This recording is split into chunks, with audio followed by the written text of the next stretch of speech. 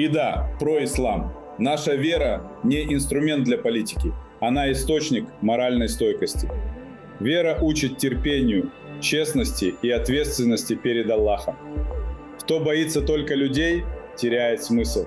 Тот, кто боится Бога, не сломается от страха власти. Но также важно защищать веру от подмены.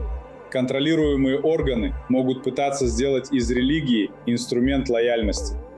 Мы должны учить детей сути веры, а не показной ритуальности.